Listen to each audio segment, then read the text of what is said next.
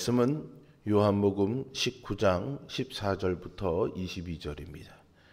요한복음 19장 14절부터 22절입니다. 이날은 6월절의 준비일이요 때는 제6시라. 빌라도가 유대인들에게 이르되 보라, 너희 왕이로다. 그들이 소리 지르되 그를 십자가에 못 박게 하소서. 그를 십자가에 못 박게 하소서.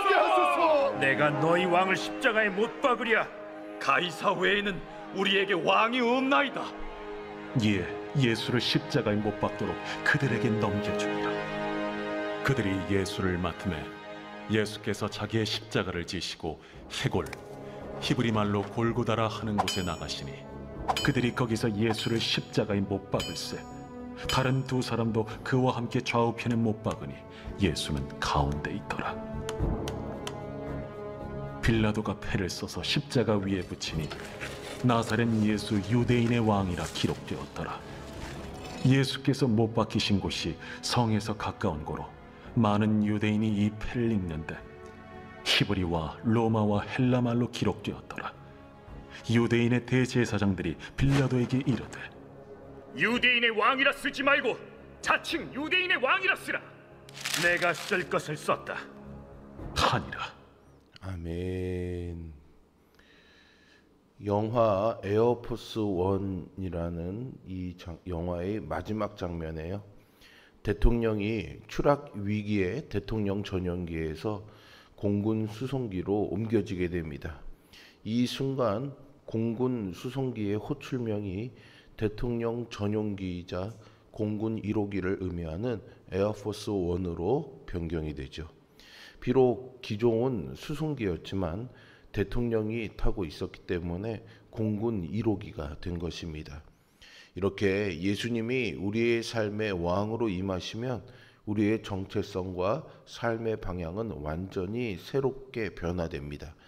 세상이 아무리 예수님의 왕 되심을 거부하더라도 성도는 예수님을 진정한 왕으로 모시고 살아가야 합니다.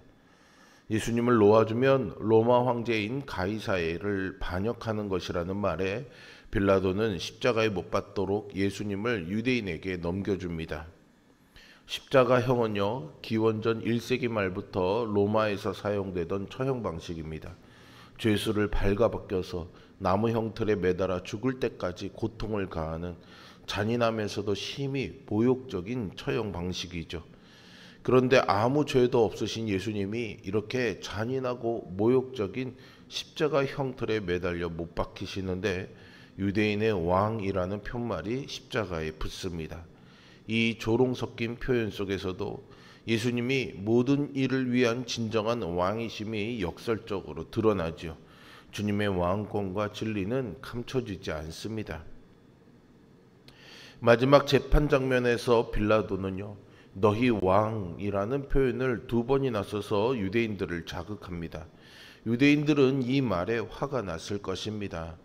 원론적으로 유대인들에게 왕은 여호와 하나님 한 분뿐이고 인간 왕도 하나님의 대행자일 뿐이며 현실적으로 자신들의 눈앞에 있는 보잘것없는 예수님이 하나님의 대리인이라는 사실을 인정할 수가 없었기 때문입니다. 이에 유대인들은 큰 소리로 없이하소서를 외치면서 예수님을 십자가에 못 박으라고 소리칩니다. 없이하소서라는 표현은 없애라, 죽여라 그런 의미인 겁니다. 놀라운 것은 그들이 가이사 외에는 자신들에게 왕이 없다고 말했다는 점이죠. 이 말은 참된 왕이신 예수님을 거절하고 부인할 뿐만 아니라 하나님 외에는 다른 왕이 없다는 유대교의 전통적인 신앙 고백과도 배치가 됩니다. 자신들이 오랫동안 기다려온 메시아를 부정하는 동시에 로마의 정치적인 위력 앞에 굴복한 나약한 모습을 보인 것입니다. 사사기 아므란 시대의 정신이요, 즉 이스라엘의 왕이 없으므로 사람이 각기 자기의 소견에 옳은 대로 행하였다라는 이 풍조가 여전히 예수님의 시대에도 만연했음을 알 수 있는 대목이죠. 예수님이야말로 진정한 왕이십니다. 이 사실을 기억하고 삶으로 인정하는 우리가 되어야 하겠습니다. 빌라도는 결국 유대인들에게 예수님을 십자가에 못 박도록 넘겨줍니다. 예수님은 다른 두 사람과 함께 골고다라는 곳에 못 박히시죠. 다른 공간복음에서는 예수님이 처형목을 지고 언덕까지 오르는 길에 있었던 사건들과 예수님 양옆에 있던 자들에 대한 묘사들, 이런 것들이 비교적 상세히 기록되어 있는데 요한복음 저자는 오롯이 예수님께만 초점을 맞추어서 다른 이야기들을 과감하게 생략합니다. 요한이 강조한 것은 십자가에 붙은 패에 관한 내용입니다. 예수님이 달리신 십자가 위에는 빌라도가 쓴 패가 붙었는데 그 내용은 나사렛 예수 유대인의 왕이었습니다. 이것은 예수님을 고발한 무리들을 향한 빌라도의 책망이라는 해석도 있습니다. 어쨌든 명패는요, 히브리말 그리고 라틴말, 그리스 즉 헬라 말로 적혀 있었습니다. 히브리어는 유대 지역에서, 나머지 언어는 로마를 비롯한 여러 나라에서 사용되던 공용어였습니다. 이렇게 세 언어는 당시 통용되던 언어였으므로 십자가 앞에 모인 모든 사람이 출신과 민족에 상관없이 그 패를 다 읽을 수가 있었던 것이죠. 이것은 예수님의 십자가의 죽음이 어느 한 지역에 그리고 특정인들에게만 위한 국지적인 사역이 아니라 세상 모든 일을 위한 죽음임을 알리는 역할을 했습니다.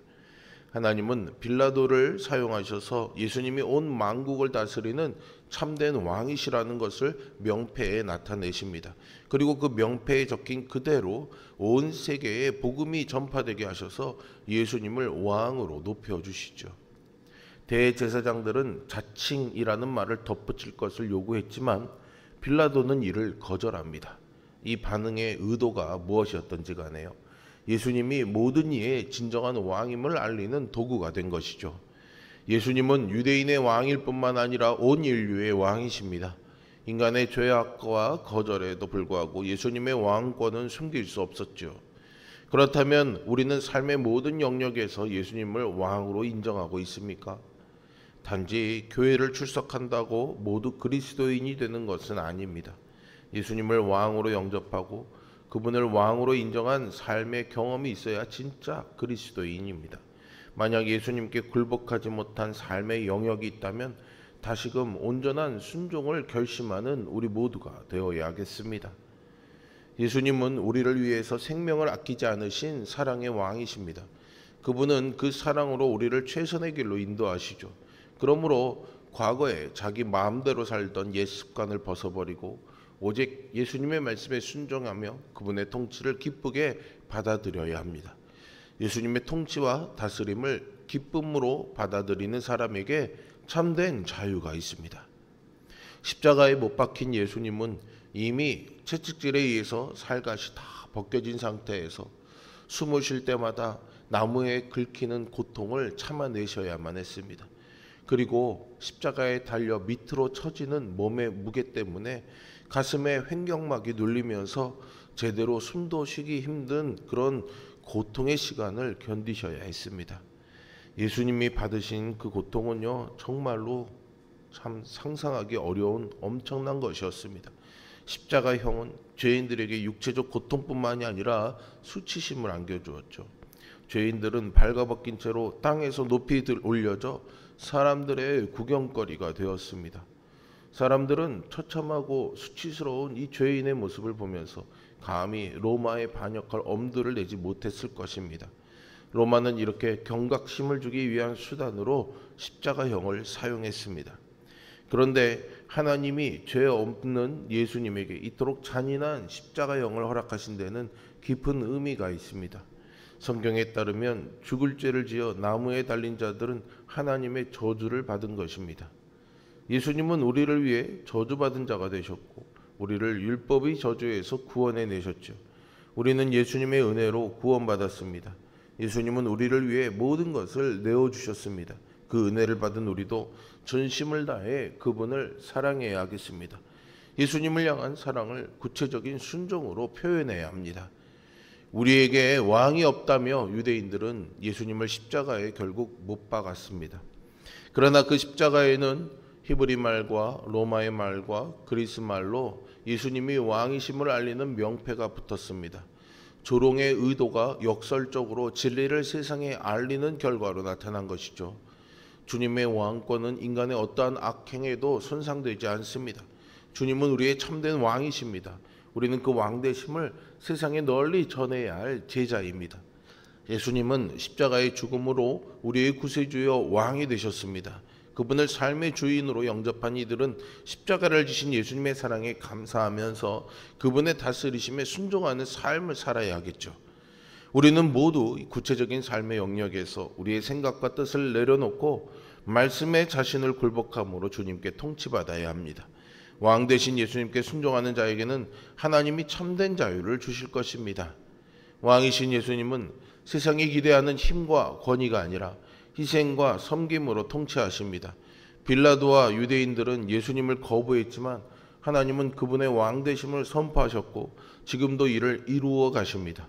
성도는 주님을 유일한 왕으로 모시고 그분의 뜻에 순종하며 섬김의 삶을 살아야 하겠습니다. 참된 왕이신 예수님을 찬양하면서 오늘도 그 주님의 말씀 따라 살아가는 순종의 삶을 살아 진정한 승리를 누리는 우리 모두가 되기를 예수 그리스도의 이름으로 축복합니다. 기도하겠습니다. 선하시고 능력이 많으신 아버지 하나님, 오늘도 십자가에 죽기까지 하나님 아버지의 뜻에 순종하신 예수 그리스도와 저들의 예수님을 십자가에 못 박으려는 빌라도와 악한 무리들의 그 모든 것을 이용해서 예수님의 왕되심을 드러내시는 하나님의 섭리 앞에서 우리의 삶도 그 하나님의 손에 있다는 사실을 기억하며 하나님 앞에 엎드리고 내 삶이 진정으로 하나님의 뜻에 있는 그런 삶이 되기를, 예수님을 나의 왕으로 모시고 그 왕되심을 드러내는 삶을 살기를 구하며 기도합니다. 이 시간 성령님 우리의 심령에 좌정하여 주시어서 우리가 할 수 없는 이 일을 감당할 수 있는 힘과 능력과 은혜를 허락하여 주옵소서. 예수 그리스도의 이름으로 기도합니다. 아멘. 하늘에 계신